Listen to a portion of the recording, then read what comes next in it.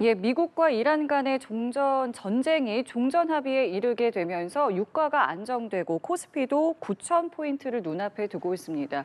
이 코스피 9,000 시대가 이제 눈앞에 둔 상황이건데요. 네, 어제 일본은행이 기준금리를 1%로 인상하는 등 글로벌 중앙은행들이 다시 긴축 기조를 강화하고 있습니다. 관련된 경제 이슈들 짚어볼 텐데요. 석병훈 이화여대 경제학과 교수와 함께 이야기 나눠보도록 하겠습니다. 안녕하십니까? 안녕하십니까? 예, 어서 오세요. 네, 자, 앞서 말씀드린 것처럼 이제 전쟁이 종전 합의에 이르면서 지금 투자 심리가 빠르게 개선되고 있는 모습으로 보입니다. 어제까지만 해도 굉장히 가파르게 상승하는 모습을 보이면서 9,000P가 눈앞에 왔다 이런 분석이 있었는데 일단 오늘은 조금 숨고르기에 들어간 모습으로 보이는데 현재 이 코스피, 코스닥 시장 어떻게 보십니까? 예, 주목할 점은 외국인 투자 자금이 다시 들어오고 있다라는 점입니다. 그래서 12일부터 약 3거래일 동안에 3조 8천억 원의 외국인 투자 자금이 들어왔거든요. 그래서 어제 같은 경우도 외국인이 1조 5천억 원을 순매수하면서 코스피 상승을 주도했습니다. 근데 이렇게 된 것은 뭐 두 가지 이유가 있다고 보는데요. 첫 번째는 앵커께서 지적하신 것처럼 이란과 미국 간의 전쟁이 이제 끝났다라는 그 지금 기대가 확산이 되면서 위험 자산에 대한 투자 수요가 이제 늘어나니까 위험 자산이 한국 증시에도 투자 수요가 늘어나는 점, 그다음에 국제 유가가 조기에 안정이 될 것이다라는 기대가 확산이 돼서 또 국제 유가, 특히 두바이유의 의존도가 높은 한국의 제조업들의 생산 비용이 조기 안정이 되면 제조업 실적이 좋아질 거 아니겠습니까? 그래서 한국 주식에 대한 외국인 투자 수요가 늘어난 거, 이런 것들이 합쳐지면서 외국인 투자자들의 투자 자금이 한국 증시로 다시 몰려들고 그래서 코스피가 급등을 했습니다. 그런데 오늘 같은 경우는 코스피가 지금 현재 뭐 1% 정도 하락을 하면서 혼조세를 보이고 있는데 이것은 아무래도 내일 예고된 그 FOMC 회의 끝나고 나서 미 연준이 앞으로 그 기준금리를 어떻게 결정할지에 대한 그거에 대한 경계감으로 지금 혼조세를 보이고 있다 이렇게 생각을 합니다. 그러면 앞으로 지금 뭐 이미 우리가 불확실성이라고 생각했던 부분들이 여러 가지가 좀 해소가 됐지만 말씀하신 것처럼 이제 금리 부분들도 좀 지켜봐야 되고 앞으로 좀 저희가 주목해야 되는 요소들은 어떤 게 있는 걸까요? 가장 주목해야 될 요소는 지금 뭐 일본은행도 기준금리 인상 결정을 했고요. 그거보다 먼저 유럽중앙은행도 기준금리 인상 결정을 했습니다. 그리고 내일 아침에 내일 새벽에 예고돼 있는 케빈 어시 신임 미 연준 의장의 기자회견에서 미 연준이 향후 통화정책 방향을 어떻게 운영할지를 암시할 건데 뭐 주요국의 중앙은행들이 이제는 앞다퉈서 기준금리를 인상하기 시작했다. 그 인상의 속도가 얼마나 될 것인지 이것이 관건이 될 것이다라고 보여집니다. 아무래도 기준금리를 인상을 하게 되면 위험 자산이 주식으로부터 안전 자산으로 투자 자금을 이동할 수밖에 없거든요. 그래서 이것이 향후 코스피의 향방을 결정짓는 핵심이 될 것이다 이렇게 생각합니다. 네, 지금 말씀해주신 대로 지금 일본을 비롯해서 다른 나라에서도 금리 인상에 대한 부분들 전 세계적으로 그런 움직임이 감지가 되고 있습니다. 영국에서도 이제 뭐 추가 인상하겠다 이런 가능성이 언급되고 있는 상황인데 이렇게 글로벌 중앙은행들이 다시 이 긴축 기조를 강화하는 배경 이걸 구체적으로 어떻게 봐야 되겠습니까? 예, 중요한 것은 그동안에 미국과 이란 간의 전쟁이 상당히 장기간 동안 지속이 되면서 먼저 국제 유가가 상승을 했습니다. 근데 국제 유가가 상승을 한 다음에 그게 전쟁이 끝났다고 원래대로 돌아가는 게 아니거든요. 그래서 원래 전쟁 전에 브렌트유 기준으로 배럴당 64달러였는데 그것이 원래 그 수준으로 돌아가려면 호르무즈 해협이 봉쇄가 됐기 때문에 호르무즈 해협을 통해서 원유를 수출할 수 없어가지고 불가피하게 원유를 감산했었습니다. 근데 그걸 다시 증산할 때까지는 상당히 최소 수개월간의 시간이 걸리니까요. 증산할 때까지는 여전히 고유가 상황이 유지가 됩니다. 그리고 그동안에 유가가 높았기 때문에 제조업들은 결국은 공업 제품의 가격을 올릴 수밖에 없었고요. 그래서 공업 제품의 가격이 상승을 하니까 당연히 이것이 서비스의 가격 역시 끌어올릴 수밖에 없었습니다. 이렇게 국제 유가가 상승한 것이 공업 제품 서비스로 2차 파급 효과가 생겼고요. 이 물가 상승 압력이 여전히 지속되고 있기 때문에 이것을 고려해서 유럽중앙은행부터 해서 일본은행 같이 주요국의 중앙은행들이 기준금리를 선제적으로 인상할 수밖에 없었다. 이렇게 보시면 되겠습니다. 근데 일본 같은 경우에는 기준금리를 0.75%에서 1%로 인상을 했는데 사실 우리가 알기로 이제 일본은 굉장히 저금리의 이제 국가로 알려져 있는데 이제 일본도 이렇게 올리는 건 지금 말씀하신 이 맥락으로 같이 이해를 해야 되는 건가요? 예, 그렇습니다. 일본이 사실 2024년 3월에 마이너스 금리 정책을 네. 종료한 다음에 단계적으로 금리를 인상하고 있었습니다. 그런데 일본이 이렇게 지금 1%, 연 1%로 기준금리를 인상한 것은 뭐 31년 만에 가장 높은 수준으로 인상을 한 것이거든요. 예. 그런데 이렇게 할 수밖에 없는 선택의 여지가 없는 상황으로 내몰렸기 때문입니다. 뭐 두 가지 이유가 있는데 미국 이란 전쟁 발발로 국제 유가가 상승을 하니까 일본도 우리나라처럼 원유를 갖다가 전량 수입을 하는 나라라서 국제 유가 상승이 결국은 국내 공업 제품이나 서비스 물가 상승을 유발하게 돼서 소비자 물가지수 상승률이 올라갈 수밖에 없었습니다. 더군다나 뭐 미국과 일본 간의 금리 차도 상당히 오랜 기간 지속이 됐고요. 미국 같은 경우는 지금 참고로 기준금리가 3.5에서 3.75%고 일본은 이제 1%가 된 것이죠. 그러니까 금리 차도 상당 기간 지속이 돼 있었고요. 그것뿐만 아니라 일본 정부가 확장 재정 정책을 쓰다 보니까 또 유동성이 많이 풀린 거죠. 그래서 엔화가 약세를 지속적으로 유지하고 있었습니다.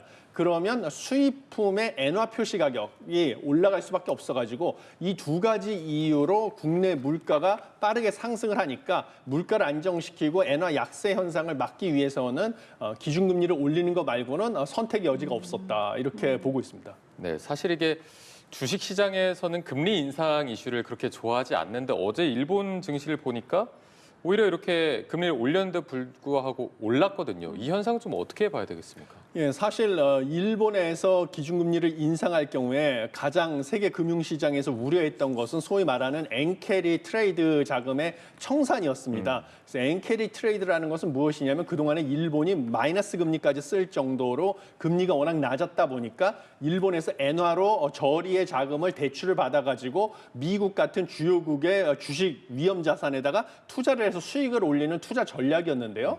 일본 은행이 기준금리를 올리게 되면 미국이나 한국 같은 데서 주식을 처분한 다음에 그 돈으로 일본에 빌린 대출금을 상환하는 것이 아니냐 이런 우려가 컸었습니다. 그런데 일본은행에서 기준금리를 올렸다 할지라도요 여전히 미국 같은 주요국과 기준금리의 격차가 크게 차이가 납니다. 그래서 아까 말씀드린 것처럼 미국은 기준금리가 3.5에서 3.75%고 일본은 여전히 1%이기 때문에 엔화로 대출을 받는 게 여전히 훨씬 싸거든요. 그래서 엔캐리 트레이드 자금이 청산되지 않은 것이고요. 특히 이번에 일본은행에서 기준금리 인상할 것은 수차례 미리 예고를 했기 때문에 기존에 선반영이 돼 있었습니다. 그렇지만 여전히 일본은행이 앞으로 0.25%포인트씩 6개월에 한 번씩 해서 1.5%까지 기준금리를 인상할 것이다라는 것이 전망이 되고 있습니다. 그래서 엔캐리 트레이드 자금이 청산이 된다 할지라도 서서히 청산이 될 거기 때문에 급격하게 세계 금융시장에 패닉을 불러올 정도는 아니다 이렇게 보고 있습니다. 예상이 되고 예측이 되고 예. 있는 상황이니까요.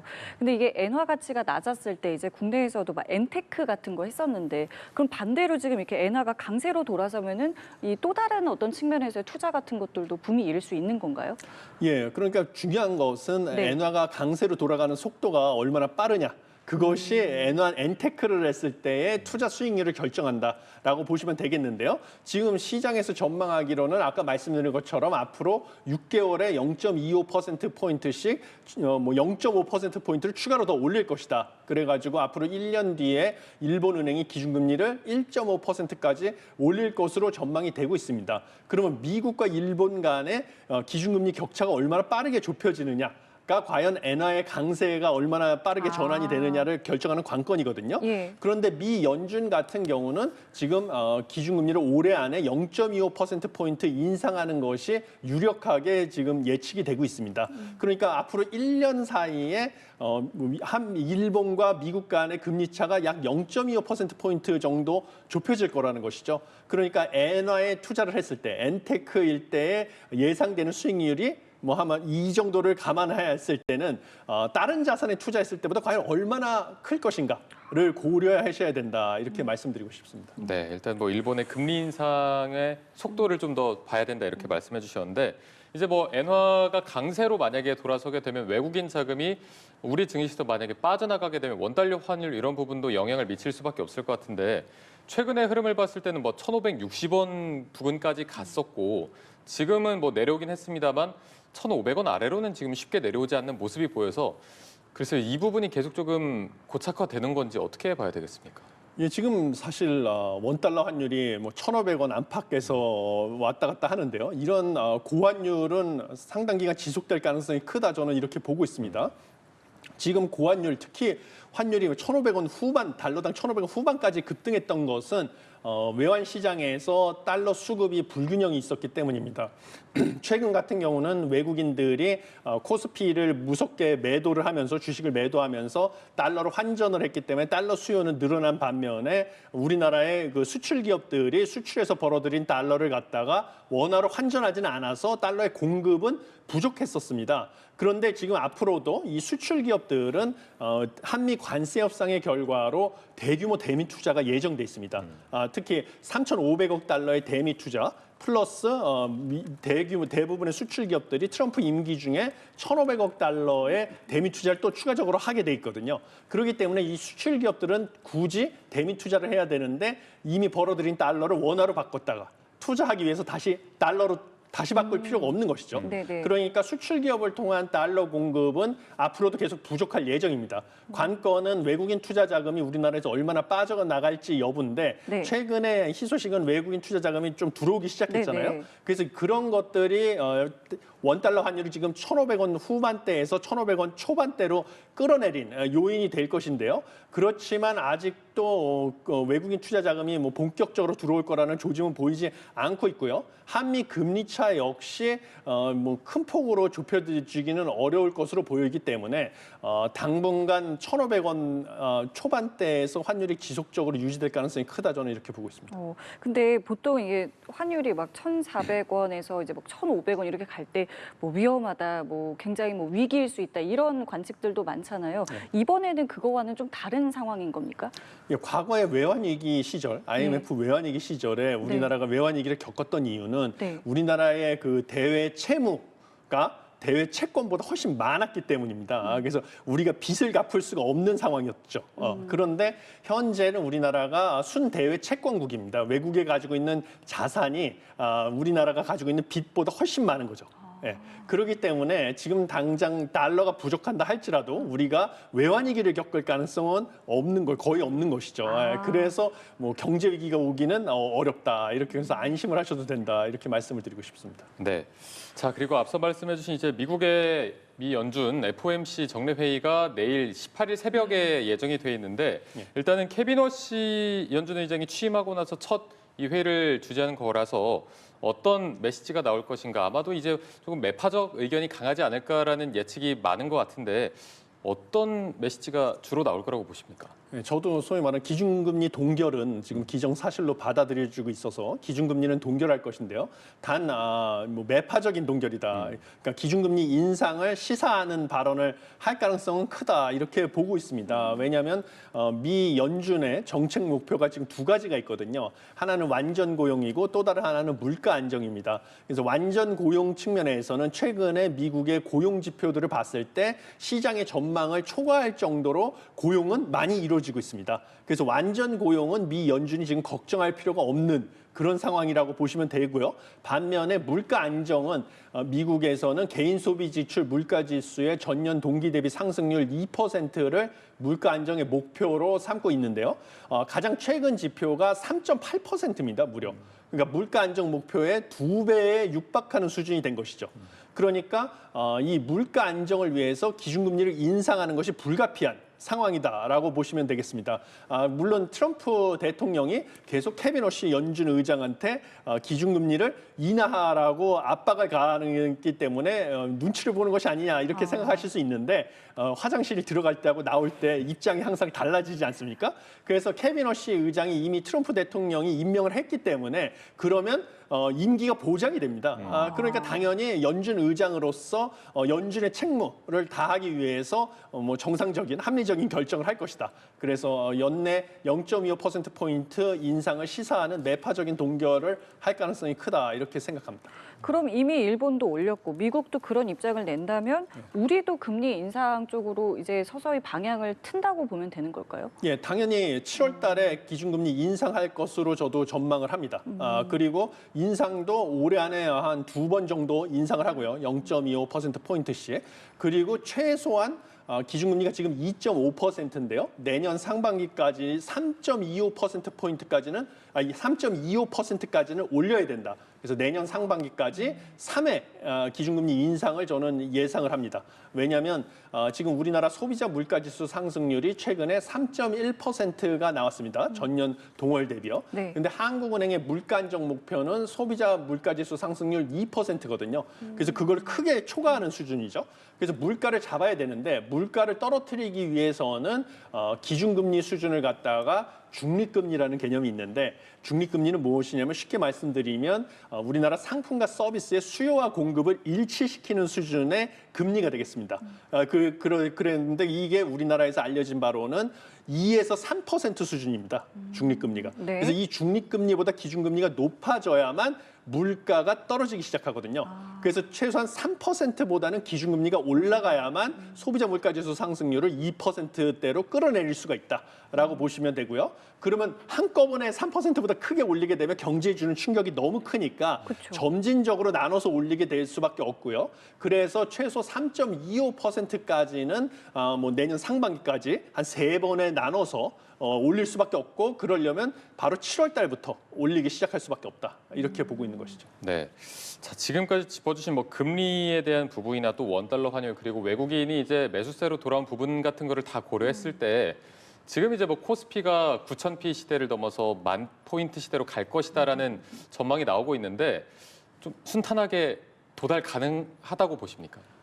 저는 상당히 주의가 필요하다라고 생각을 합니다. 물론 여러 증권회사에서 낙관적인 전망을 내세우면서 올해 안에 코스피가 뭐 1만을 간다, 1만 1,000을 간다, 뭐 이런 낙관적인 전망들이 나오고 있습니다. 그렇지만 한편으로는 비관적인 전망도 상당히 많습니다. 예. 그렇기 때문에 투자자들 입장에서는 균형 감각을 가지고 판단을 하셔야 될 필요성이 있다라고 말씀을 드리고요. 낙관적인 전망 워낙 많기 때문에 제가 뭐 한 가지 참고하실 만한 사항을 말씀을 드리면요. 예. 미국에서 그 파이낸셜 타임스가 시카고대의 클라크 금융시장센터와 공동으로 경제학자들을 대상으로 설문조사를 한 결과가 있습니다. 여론조사를 했는데 경제학자들의 4분의 3 이상이 올해 안에 S&P 지수가 20% 이상 1년 안에 20% 이상 떨어질 것이다. 라고 가능성이 크다라고 응답을 한 거죠. 20%. 그러면 우리나라 주가도 상당히 조정을 받을 위험성 1년 안에 있다고 볼 수도 있는 거죠. 물론 경제학자가 항상 주식 투자를 잘하는 것은 아니다. 하지만 이런 우려가 있다라는 걸 또 말씀해 그렇지만 주시는 우려가 거니까요. 있다라는 것을 말씀을 드리고 싶다라고 보시면 되고요. 그다음에 지금 각국이 기준금리를 인상하는 긴축적인 통화정책 기조로 전환을 하기 때문에 그렇게 되면 위험 자산인 주식으로부터 안전 자산으로 투자 자금이 이동하는 머니 무브는 본격화될 수밖에 없습니다. 그래서 코스피 1만으로 간다 할지라도 중간에 변동성이 커지는 장세가 나오는 것은 불가피하기 때문에 투자는 현명한 판단이 필요하다라고 말씀드리고 싶습니다. 알겠습니다. 오늘 말씀 여기까지 함께하겠습니다. 지금까지 석병훈 이화여대 경제학과 교수와 함께했습니다. 말씀 감사합니다. 고맙습니다. 감사합니다.